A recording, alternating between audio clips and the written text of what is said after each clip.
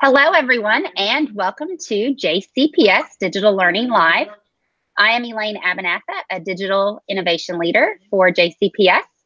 And today, in a few minutes, we are going to be joined as well with Kathleen Receiver, who is also a Digital Innovation Leader for JCPS, but she is in a meeting right now, so she'll join us in a few minutes. But I am very excited to introduce to you two amazing leaders we have here in JCPS who are in our ECE Assistive Technology area here for JCPS. And we have Cindy Simpson. Hi, Cindy. How are you doing? Morning. How are you? Good morning. I'm doing well. I'm doing well. And we also have Brian Franklin, who is also an ECE Assistive Technology Liaison. Hi, Brian. How are you doing? Good. Good morning. Good. Good morning. Good morning. So I'm going to be running the control room and the chat as well on YouTube and taking questions there. If you do not have the chat capability, make sure that you are logged in to YouTube under your JCPS email. And while you're there, go ahead and introduce yourself as well as let us know what school or district office you are from. Make sure that you also hit that subscribe button so you too can continue learning with us. So without further ado, I'm going to let Brian and Cindy take it away and explain to us and let us know what their assistive technology services can do for us. Okay. We'll go ahead and start sharing our screen.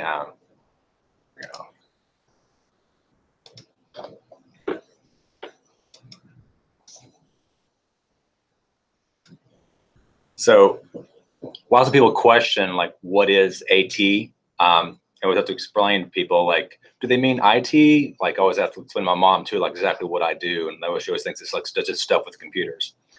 So AT is assistive technology. And one of the main things we want to go over first real quick was underneath Individual Disabilities Education Act, IDA 2004, about what is assistive technology.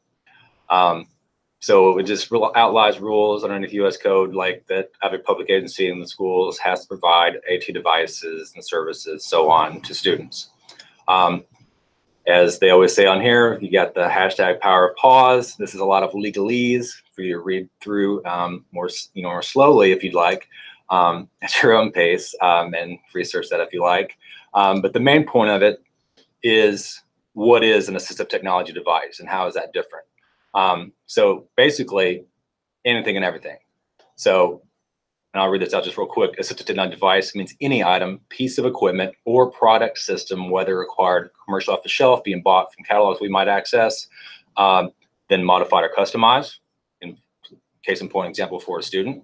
And it's used to increase, maintain for a student, or improve the functional capabilities of that child with whichever disability they have.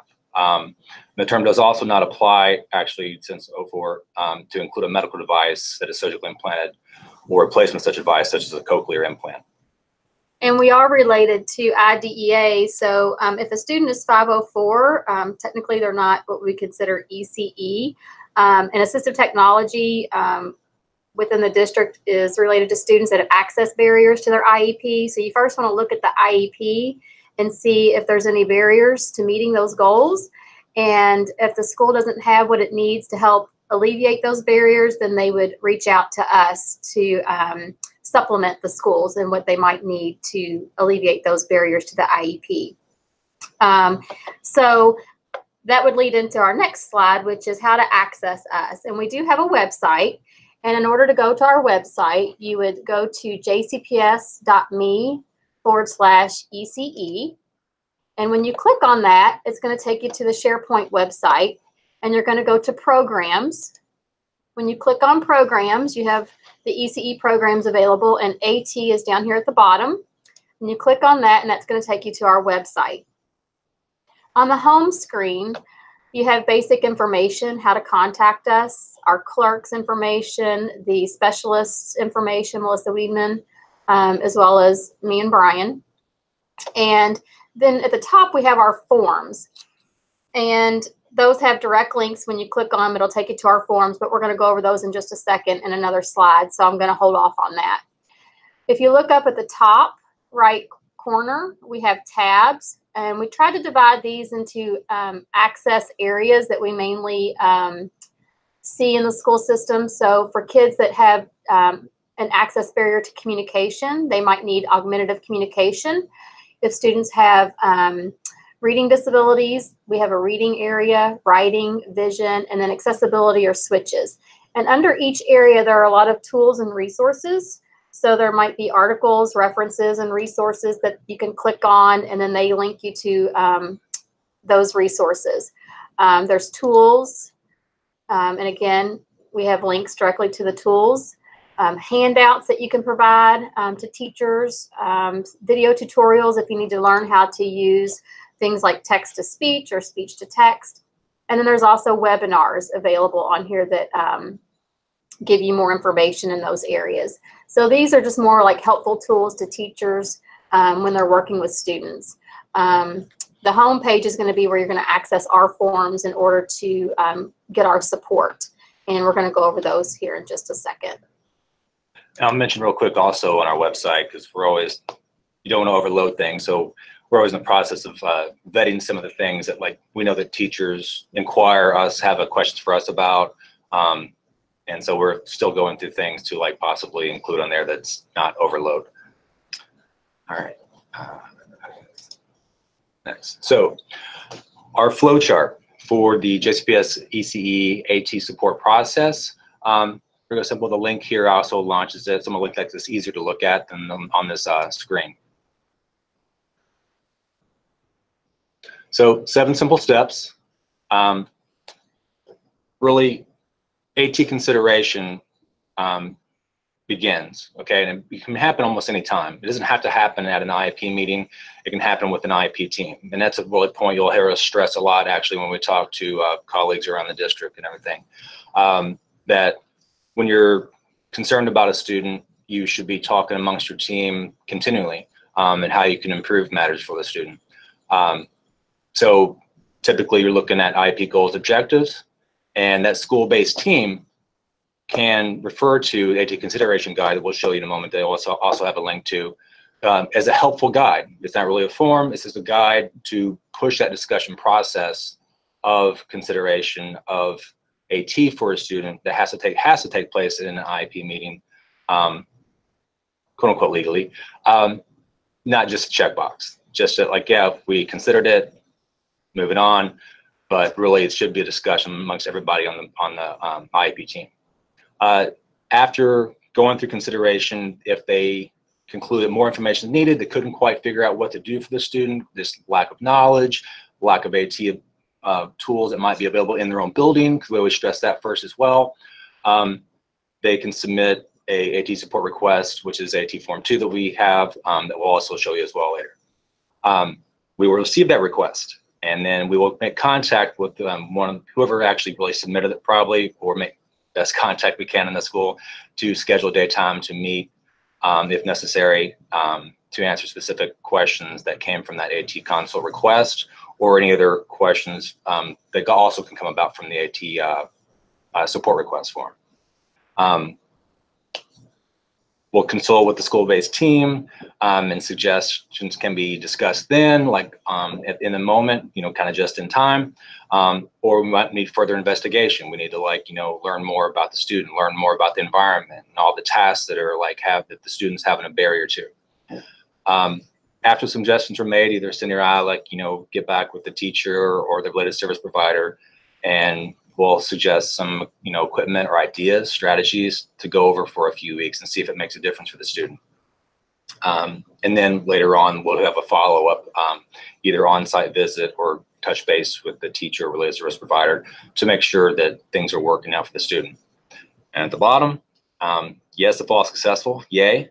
The school-based team will continue to implement that AT and include that in the IEP. Because even if it wasn't the time when we're trialing, it doesn't necessarily have to be in the accommodation section right away, because we're exploring, we're having to come with new ideas. And then it can be added in either an IEP meeting on the annual, or you can call them, or the parent or teacher can call a meeting. If not, we train the teachers and related service providers to contact us back and tell us what's not being successful for the student, what kind of still barriers are in the way for the student. Brian and Cindy, I want to emphasize again how, and I want to also say I was a previous special ed teacher for 12 years, so assistive technology is near and dear to my heart with considering what I do now. But very important what you said about it does not need to start at an ARC meeting, and it can start anytime because you're trying to just try on shoes. And I know as a lot of times students something may work for a while, and then you find that another thing may be even better for them. So I love that this is not just married and has to start at the ARC. So that's great. Correct. All right, okay, so going back to step 1, the AT consideration guide, this is what it looks like, and I'm going to click on a link that takes you to it. And again, all these forms are on our website for you to access as needed. So the consideration guide, if you notice, we don't have spots for you to fill out the student's name or who's filling out the form, because this really isn't a form for people to fill out. It's a guidance document to help with the conversation about assistive technology and how it may help a student alleviate those barriers to their IEP. And if you look at the document, it's broken up into different areas: physical, communication, cognitive, academic performance, vocational function, recreation, leisure, and organization. And then under each of those areas, so if there's a student that's having issues, let's say with communication, they're nonverbal, you can look in the area of concern, and we've already got some items there that may either be available at the school level. A lot of our MSD classrooms have things like Big Macs or low-tech pictures or simple static voice output devices. So this just kind of gives you ideas of things that can help alleviate those barriers to that area. A lot of these things are available, like I said, already at the school level, or, and we tried to note in here when it was possible, things that are already available for checkout at our AT center. Things that are already available for checkout at the AT center don't necessarily need a consult from us. The speech therapist or the occupational therapist or the ECE teacher can just come check them out. So these are things, like I said, that are either already available at the school level or just that can be checked out from our center. You don't necessarily need a consult. And if these items alleviate the barrier, you're done. You don't need to fill out a consult request or anything like that. You just continue to implement what's working. However, if these things are no longer working for the student, that's the nice thing about this document. When you get to the bottom, it talks about, based on the discussion from the guide above, please note one of the following. The first one is current interventions are working. AT is not needed to support IEP goals or objectives, so no further action is indicated at this time. The second option is AT is already being implemented. Say, for example, they've already checked something out from our center. It's working, and the team may want to go ahead and include that in the IEP so that it continues to be used for the student as they move on and maybe switch schools or go to a new teacher. The teacher would know, okay, the student needs that. That being said, when you do put AT in the IEP, we try to encourage people to stay away from brand names because, as we all know, technology is always changing. So, you know, one brand name may be the best right now, but then that may change in a few years. So we always say be descriptive in what the student needs. The student may need a voice output device, or the student may need speech to text, or the student may need a portable word processor. We wouldn't want to put iPad because the school may have Chromebooks and that's working well for the student, and that's a portable word processor as well. So don't put specific brand names in IEPs. Try to steer clear from that if you can. Keep it flexible. So that we always can use what's going to work best for the student at that time. Hey, Cindy, I know, oops, need to show you guys who I am talking. Also, want to add into that, if a student is transient and they come to a different district, if you put a name like iPad, they may not have the funding, but they may have another type of device. So I remember that. Am I still correct on that, that is one of the key reasons too? Yes, it's one of the major. Okay. And Awesome. just also because it's also more about the features. Anywhere from low tech to high tech, it doesn't matter what it is. It's more about the features and what it can do for the student. Exactly. Love it. And then that last bullet point on the consideration guide, where the team may conclude that more information is needed to make a decision, maybe what they're using isn't working, or the student has grown out of that equipment, they need something more. That may be when you would turn to us for a consult. And it even has a little link on there. That's when you would fill out the JCPS ECE AT support request form. And again, there's a link to that on our website. And it's a quick form you fill out. And when you fill it out, it automatically generates an email to us.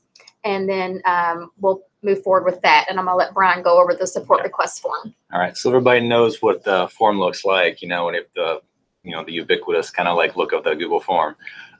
So click on this link for to show what everybody will see when they pull it up. It can be used for multiple things. So when you pull this up and you fill out the questions, some are mandatory, obviously, and required.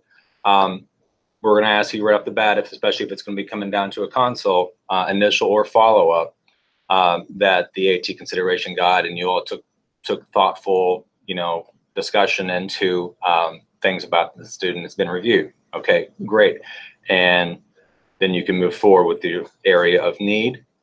If it wasn't reviewed, we're going to ask you to do that. And we conveniently provided you a link to remember to go back and discuss. And if you need help with that discussion, it's okay to contact us, and talk about some things.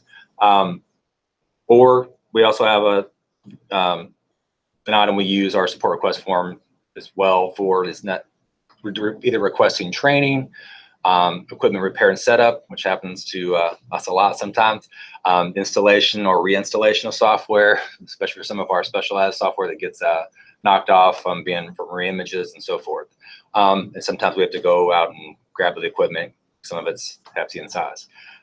So the different areas of support, communication, for instance, AAC, reading access, writing, low vision impairments for vision access, and just generalized computer access for a student who has a hard time accessing a computer, which can also include access to the environment in general, or switches to access the computer or communication devices. The reason for the request, if it is an initial consult, you're gonna click here. If it's a follow-up, because you've seen Cindy or myself before about a student, we have a file folder on, and we know the history of the student, and it's about the continued use of that equipment. You would select that. They've also have an area for clicking on training, for especially with this happens a lot, especially with our new staff. Transitions to other schools for students. Hopefully those notes are made into our folder or somebody's contact between the school. It's hard for us to keep up with in school when students move and transition between the schools. So we rely on that for the teachers that are current with the student to contact us or tell the teachers to contact us. Again, for that one up top, they can, if it's not needed, they can go ahead and select equipment repair, installation, delivery, pickup, and then they can skip all the down to question 9 and put their name, the role, school level, and the date they put it, and it'll submit to us, and our clerk will get that to either Cindy or myself. If it wasn't, then we do ask you be really descriptive in what the barrier is that you're facing with the student accessing the curriculum. And what IEP goals, and so it really should relate back to that the most. What is it if the student currently has an IEP? What goals are they still not meeting? What can we do to do some investigations and come up with some ideas to trial with the student? And we'll want all the other information as well. That way we just don't have to bother you, the teacher, when we're coming out to ask and inquire, because sometimes, we can get a lot from Infinite Campus, but not everything. We like a lot of the teachers, related service providers' insight. So for the initial and follow-up consult, we want to make sure you all fill out all of the questions or complete all of the questions, because it just gives us more information so we can better prepare for the consult. However, if it's the last 4 reasons for request, you can just skip to question 9, because really we just need to know where to go to do those things that you are requesting. So that's the support request form. And hopefully it doesn't take too long to fill out. We tried to make it as concise as possible. So once you all considered AT, some additional comments about when considering AT is we always like people to use the SET framework, which was developed by Joy Zabala. And the SET framework talks about when you consider AT, consider the student, what they need, consider the environment that they're working in, because there's different needs for different environments, consider the task that you want them to do, and then consider the tools that may help them complete that task. And those tools can be no tech, like no tech, low tech to high tech. So low tech might be pictures or pencil grips or slant boards. High tech might be like a dynamic display device. So when you're discussing those things in that, and in the AT world, that's really like what everybody kind of goes by, is this, everybody knows the SET framework. And those options can also be applied to the environment tasks, because those can also just be strategies and accommodations that may already be on IP, just somehow could be slightly implemented better. More ideas, and that's what I mean by, like, you can actually work together, generate ideas for a student. More of us together is smarter than just one of us alone. So all the ideas and the heads in the room that are working on that IP team, the resource teachers, the related service providers, the SLP, the vision teacher. I want to go see vision teachers. I want to get all the minds to think together. What are some ideas? Because something might not be thought of. So we want that to be discussed, and maybe you can come up with strategies on your own. You may not even have to contact us. So it might be, you know, you all can figure it out.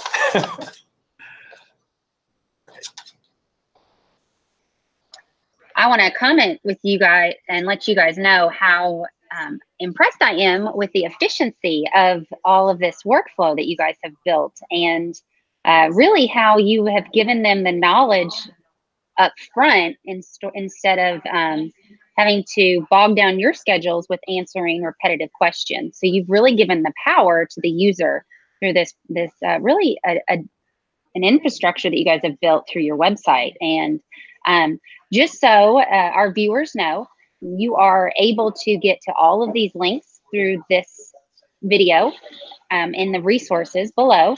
And we'll also make sure that we put your website, that was the jcps.me, as well. So I near and dear to my heart for sure. So hi, Kathleen, we're glad you're here. We're glad you're here. Yes, I've been here. I've been listening, and Cindy and Brian do great work. And I really think that a lot of what they do is just a hidden gem in JCPS. And so it's awesome that they came on the show today, and now we can help spread this information to other teachers in the district. So thanks, guys, for coming on the show today. Thank you for having us. Yes. You're welcome. So Brian and Cindy, do you and are you two the ones that are for the whole district? Is that correct? Yes. Okay. Okay, that's awesome. That's awesome. And just interested, how many students do you service? Do you know how many? There's over 12,000 ECE students. So we have about 4 file cabinets full of file folders. Yeah. But you know, any of those 12,000, you know, could need our services at any time. So we stay busy, but we love what we do and we enjoy it. Our goal is to build capacity at the school level, because there are a lot of resources already available at the school level that we want people to be aware of and start using with these students, because, you know, the sooner we can help alleviate these barriers, the better. And if the schools already have the tools, we want them to be able to use them. So, but then we're also here when those resources are not available at the school level. We're kind of that backup, last resort, you know, center for that. And it has been nice since technology has become so ubiquitous and everything, with all the googly tools and everything. Like, you know, a lot of that stuff existed specialized ways in adapted software, adapted equipment beforehand, before it entered into our everyday life. That's how we had to purchase it and how to, you know, implement it. And now it's just there. And so again, going back to, it's more about the feature. This was just a tool, a feature tool that's built into something that used to be made for a smaller segment of the population, and now it's become more commonly utilized by everyone, you know. And so in AT, that can still, even though it's just regular technology now, it becomes AT for that individual, and then it can become an accommodation.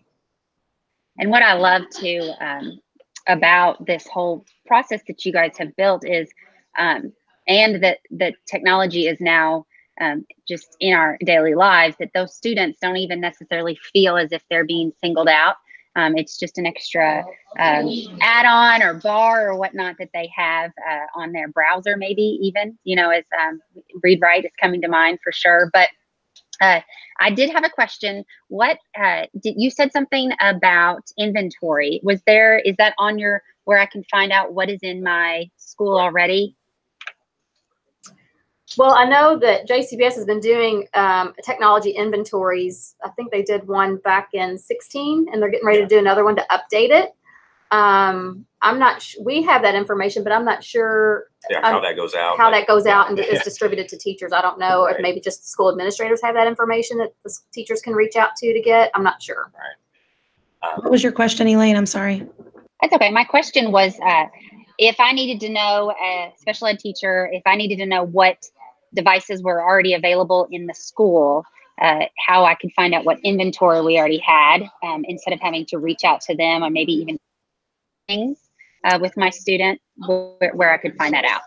Right. And normally at the school level, the STC's in charge of their school inventory. So the teachers would be able to contact their STC to ask what inventory they have at the school level for technology. Yep. Well, Brian and Cindy, if you have anything else to add, I don't want to cut you off. Do you have anything else to add? No, we just encourage people to go look at our website. There's a lot of good information on there, and our forms are all on there too. Yeah, we agree for sure. So Kathleen, do you mind to let everyone know how they can stay connected with the channel? I don't mind one bit. So everyone, you can stay connected with our channel by going to jcpsdigitallearning.com or by following us on Twitter with our hashtag JCPS backpack. And we also have, Elaine, I'm looking for the digital backpack Twitter handle, right? Yeah, we have JCPS backpack, and then JCPS digital learning, but always your JCPS, or we are JCPS. So, right, and we are JCPS. Yeah. And Brian said earlier that hashtag power of pause too. So till further ado, thanks Kathleen, and thank you Brian and Cindy for joining us today, and we appreciate everything that you guys do for JCPS and their students. So have a great day, everyone. You too. Bye. Thanks, guys.